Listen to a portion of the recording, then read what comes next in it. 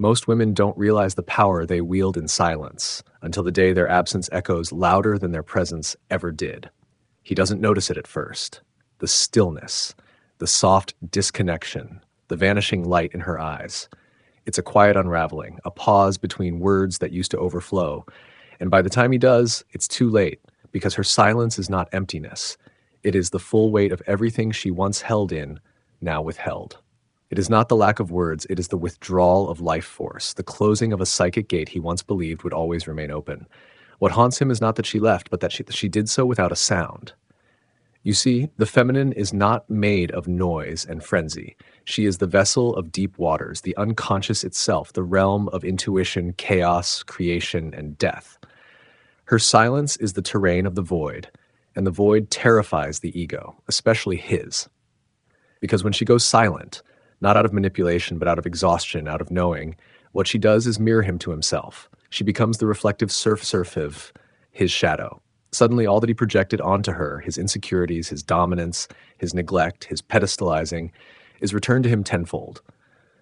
But now, with no buffer, no soft eyes to absorb his faults, no words to distract from the wound, just the terrifying abyss of himself staring back. Carl Jung once wrote that the meeting of two personalities is like the contact of two chemical substances. If there is any reaction, both are transformed. But what happens when one substance removes itself entirely? When the alchemical container is shattered and all that remains is the residue of what he refused to transmute? That's when the haunting begins. It's not her body he misses. It's the mirror she held up to his fractured masculinity. It's not her words. It's the emotional labor she performed to keep his illusions intact. He thought love was attention. She gave presence. He thought love was possession. She offered connection. He thought she would always explain herself, defend herself, soothe him through his storms. But she grew tired of explaining herself to a man committed to misunderstanding her. She stopped translating her worth into a language he refused to learn, and so she vanished. Not in a dramatic flare, but in a soft, decisive descent into her own world, a world that did not revolve around him. To the ego, especially the fragile masculine one that has not done its shadow work, this is an act of betrayal, a crime against the throne of his projected self-importance. Her silence is an unforgivable wound, not because of what it does, but because of what it reveals, that she no longer needs him to validate her existence, that she no longer is being alone with herself, that the one who once begged for crumbs of affection now walks in abundance without looking back, and he cannot follow her there. He tries, of course. He might send messages, "You've changed. Why are you doing this?" as if her growth were a crime. He may even rage or sulk, calling her cold, heartless, disconnected. But this is the language of the uninitiated man, the one who has not yet faced the descent into his own depths. He sees her detachment not as liberation, but as punishment. He mistakes her silence for strategy, because he cannot comprehend the quiet resolve of a woman who has remembered herself. This is the feminine void. Not a lack, but a space. Not an emptiness, but a womb. It is the sacred darkness where seeds die and sprout in the same breath. And while he spins in confusion, trying to reclaim the power he thought he had over her, she is rebirthing herself in solitude. Because the woman who withdraws without resentment, who no longer needs to prove her pain, is the woman who has begun her individuation. She is no longer playing the role assigned to her by his unconscious mother wound.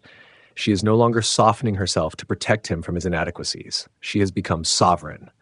You might think silence is passive, but in the psychology of archetypes, it is the most radical act.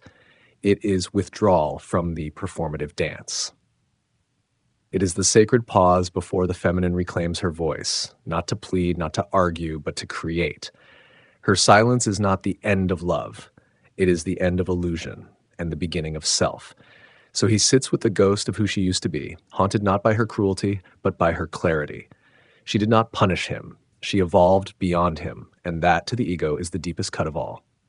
He wanders the halls of his own memory, looking for signs, small clues in the spaces where her voice once lived.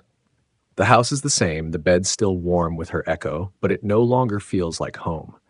Because her silence didn't merely depart from the physical room, it exited his psyche, taking with it the invisible scaffolding that once upheld his self-image. You see, she wasn't just a woman. She was the unconscious feminine within him, animated and alive, reflecting back the parts of himself he had long buried. The anima, as Jung described her, is the soul image of man, his bridge to feeling, intuition, and inner transformation. But instead of honoring her, he demanded she conform to his expectations. Instead of integrating her wisdom, he tried to control her body. And now that she is gone, he is left estranged from his own soul. He doesn't know how to grieve that. Because no one taught him that losing a woman could feel like losing a part of himself he never knew he had. In her silence, she speaks to something ancient in him, something he cannot name, yet feels in the pit of his stomach. It's not just the ache of rejection, it is the confrontation with his own emptiness. The masculine ego, when untempered by the descent into shadow, believes it is complete on its own. But without the feminine, without vulnerability, without the mirror of the other, it becomes rigid, isolated, and afraid. And when she withdraws, she becomes the very void he's been avoiding his whole life. That void terrifies him, not because it threatens his life, but because it threatens the false life, the identity built on control, conquest, and detachment. She, in her presence, offered him a gateway. And now, in her absence, she forces him to choose, descend into himself, or remain a prisoner of performance. He starts to notice it in the small moments, the meals he eats alone, tasting of nothing, the victories that feel hollow now that no one is watching, the women he tries to replace her with, who can't replicate the emotional gravity she carried in a single glance. He thought she was ordinary. Only now does he realize she was profound. But this isn't about her anymore. It's about him, and what he projected onto her, only to find it dissolve once she stepped back. He thought she was the problem, her needs, her pain, her depth, but now he sees she was the portal to his heart, to his healing, to everything he has feared and everything he has longed for. She did not slam the door, she simply stopped knocking. There is a kind of woman who speaks thunder when she's loud, but becomes divine when she's quiet. She doesn't raise her voice, she raises her energy, and in doing so she exposes who can meet her in that space and who cannot. Her silence becomes a sorting mechanism, not for punishment, for alignment. He doesn't realize at first that she has shifted timelines, that while he paces in yesterday, haunted by the ghost of his own ego, she has moved into a future untethered by his perception of her. She has become unfamiliar, not because she's changed, but because he never truly saw her. The man who refuses to look inward will always be haunted by the woman who did.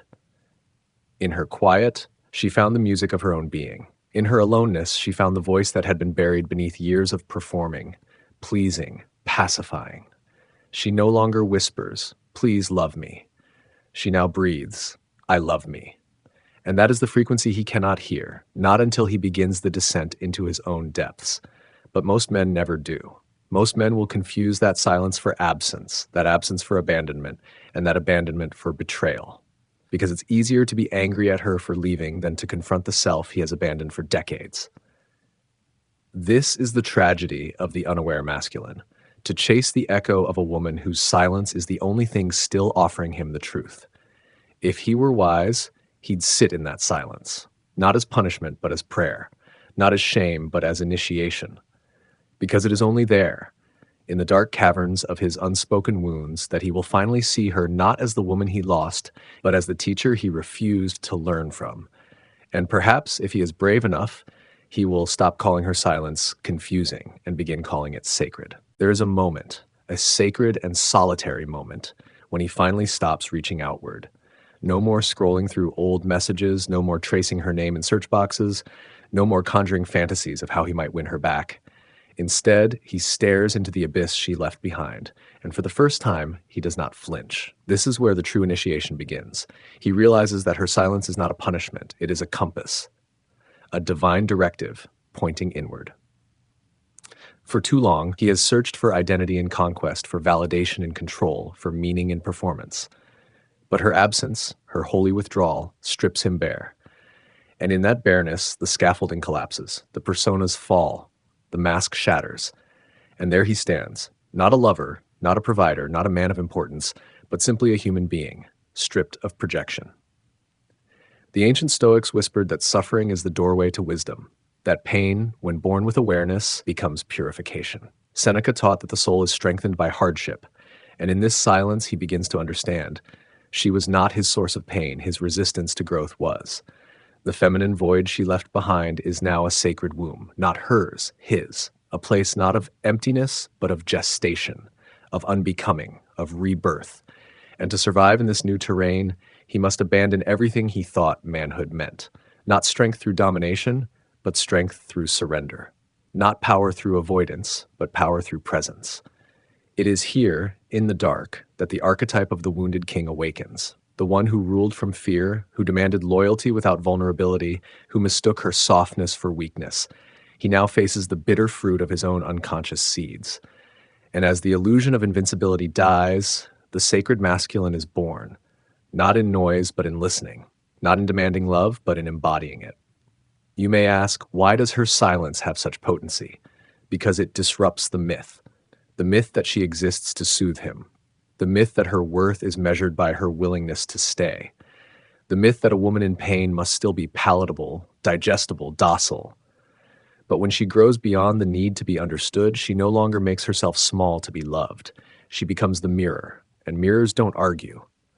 They reflect. This is why the feminine is not to be explained. She is to be experienced. And when she leaves, she becomes something more than a woman.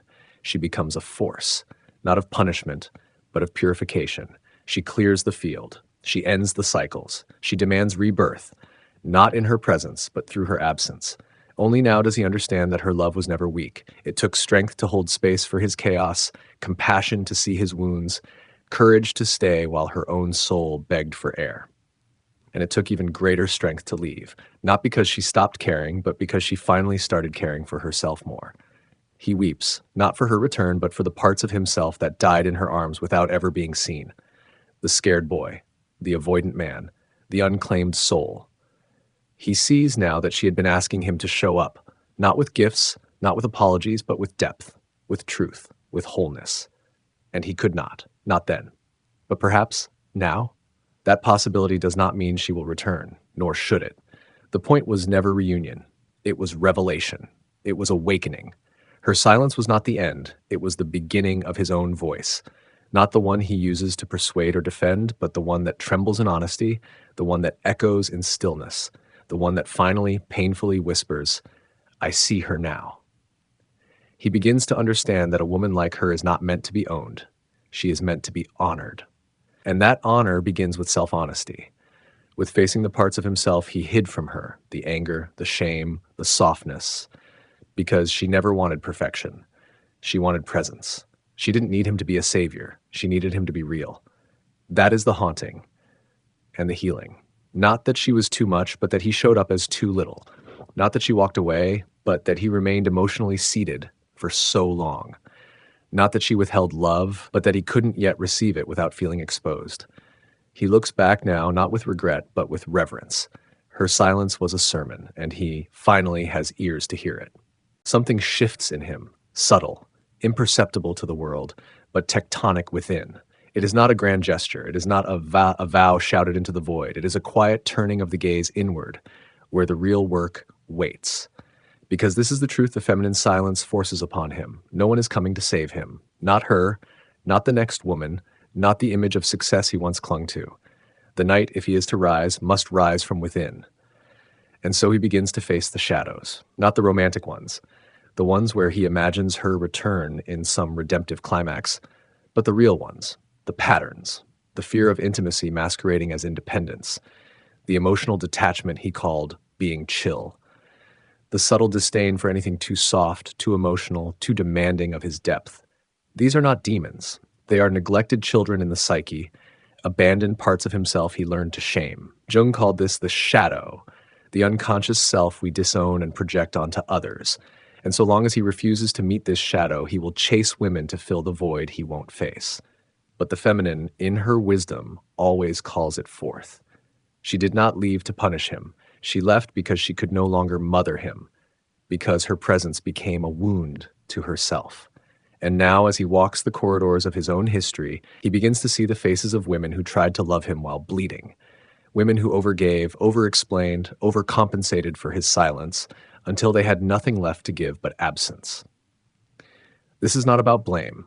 This is about consciousness, about initiation, the sacred aloneness that forges men from boys, the discipline of self-inquiry, the reckoning with the feminine not as an object to be won, but as a principle to be honored within and without.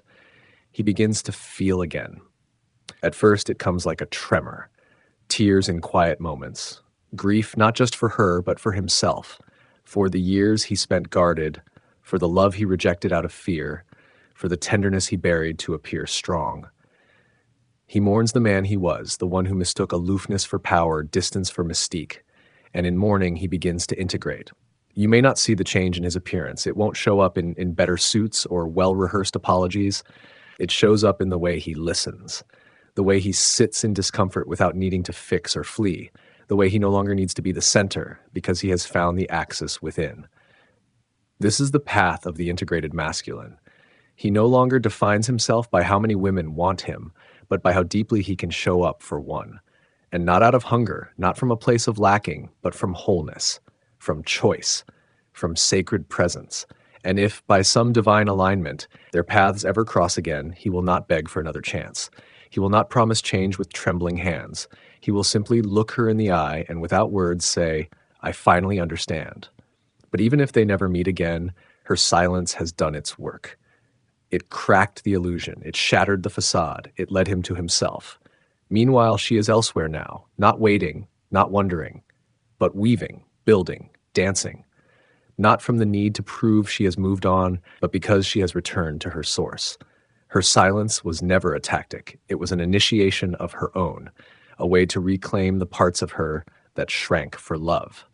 She no longer waters deserts. She no longer whispers into deaf ears. She no longer tries to explain her soul in syllables too small for its fire. Because the woman who chooses herself is never truly silent. She just speaks in frequencies only the healed can hear. And so the cycle ends, not in reunion, not in revenge, but in revelation. She became the void. He faced the void. And in doing so, they both emerged, changed, sovereign, awake. There comes a time in every man's journey when he must look into the mirror and not turn away. Not from the lines carved by avoidance. Not from the hollow behind his eyes. Not from the ache in his chest where connection once lived.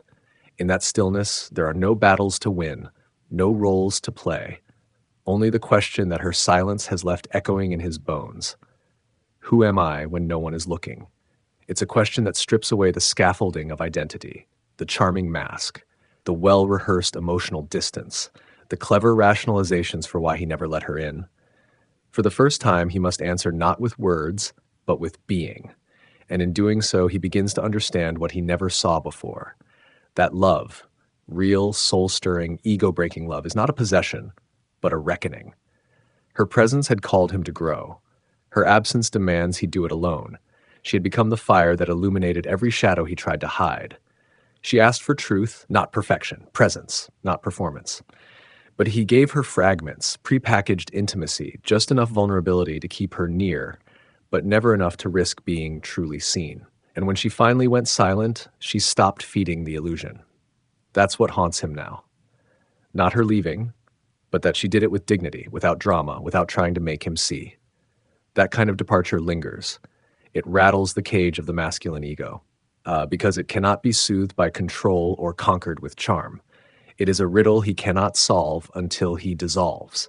And the longer he resists, the more her silence becomes a symphony of truths he never wanted to hear, that he abandoned himself long before she did, that the love he withheld from her was the love he never gave to the boy inside himself, that until he faces that boy, the terrified, tender, forgotten one, he will keep losing every woman who tries to love him past his armor. And yet this is not a tragedy. This is the architecture of awakening. When he finally sits with the discomfort instead of fleeing into distraction, when he finally welcomes the grief instead of numbing it, something remarkable happens. He begins to feel. Not the reactive, impulsive flares he mistook for emotion, but the deep, steady undercurrent of the human experience. The sacred pain, the longing, the humility, and from that wellspring, compassion emerges, not as a performance, but as a pulse. The capacity to hold space not only for her, but for the true masculine is not rigid. It is not distant. It is not a fortress. It is the mountain that stands still, not out of pride, but because it has made peace with the storm. And as he stands in the ruins of the relationship he thought he could control, he sees now that love is not something you do to someone. Love is a state of presence, a willingness to be changed by another's soul. She gave him that chance, many chances. And while he missed them then, he honors them now, not by chasing her, but by changing himself. Meanwhile, she is flourishing in ways he never imagined, not because she's forgotten him, but because she remembered herself. She speaks now with clarity, with rootedness. Her beauty has deepened, not in the surface way he once admired, but in the soulful way that only solitude can shape. She no longer explains her silence. She wears it like a crown. He might see glimpses of her from time to time, a photo, a smile, a vibration, and it may stir something in him, not desire, but reverence. Because he understands now, she was never just a woman. She was the oracle of his transformation, the one who cracked his ego not with cruelty, but with grace, and in doing so gave him the rarest gift a woman can offer a man, the chance to meet himself. You too might feel echoes of her silence in your own life. Perhaps it's not a woman. Perhaps it's life itself, going quiet, pulling back, asking you to sit with what you've been avoiding. Can you stay? Can you listen? Can you face yourself without flinching? This is the path of the sovereign, the way of the awakened. Not through noise, but through stillness. Not through chasing, but through choosing. And only the brave walk it. Only the ready remain. He no longer fears the silence. What once felt like abandonment now feels like a baptism, a slow, merciless purification that does not ask for permission, only surrender. For in the quiet he has heard not her voice, but his own, beneath the ego, beneath the bravado, beneath the man he thought he needed to be. What he finds there is not weakness, it is clarity, the kind that cannot be borrowed, taught, or earned. Only revealed in solitude. She taught him that. Not with lessons, but with departure. Not with punishment, but with peace. Her absence forced his hand. It called forth his presence. Not the kind that shows up on anniversaries or during apologies, but the kind that holds weight in silence, endures in discomfort, and stays when it would be easier to run. And now, in the stillness, he sees the full map of their encounter, not as a failed love story, but as sacred geometry. A spiral. A mirror. A wound that cracked him open in just the right way. Her silence was never a wall, it was a doorway. She became the void so he could face what he avoided. She withdrew so he could finally arrive. And though he may have lost her, he has reclaimed something far more precious, his capacity to feel, to be, to connect with life not through conquest or calculation, but through resonance. Do you see it? This is not about a relationship. This is about initiation. The collapse of everything false so that something true can rise. And the feminine, whether through a woman, through nature, through the body, has always been the guide to that threshold. She leads not with commands, but with energy. She does not chase. She chooses. And when she no longer chooses you, it is because you no longer align with truth. That's what he sees now. She didn't leave because she was fragile. She left because she was finally strong enough not to shrink. Because the energy she once gave to explaining herself, to holding space for his delays, to hoping he'd rise, she now gives to herself. And in doing so, she becomes magnetic, not to his need, but to his evolution. Because only the man who has journeyed through his own abyss can truly meet her where she stands. Her silence demanded this of him, not with threats, not with guilt, but with unshakable self-worth. She no longer needs to be understood to be valid. She no longer waits to be seen. She sees herself, and that radiance, that wholeness, is something he will never forget. He may move on, he may even love again, but he will never again confuse attention for devotion. He will never again see feminine strength as softness to be molded. He will never again take presence for granted, because now he knows what it costs. Now he knows what is lost when we fail to cherish what is sacred. And she? She no longer watches to see if he has changed. She no longer hopes for his awakening. She does not seek closure from a story she has already outgrown. Her healing was never about him. It was about her returning to the truth that preceded him, will outlive him, and never depended on him. She walks forward, not with bitterness, but with blessing. Because even in the fracture, even in the leaving, she remained aligned. Her silence was the most honest love she had left to give. It told him, "If you cannot meet me here, I will not dim myself to meet you there." And in time, he finally understands the most powerful thing she ever did was not love him. It was love herself more. There is a hush that follows true transformation, not the silence of absence, but the silence of arrival, of integration, of the soul finally remembering its name.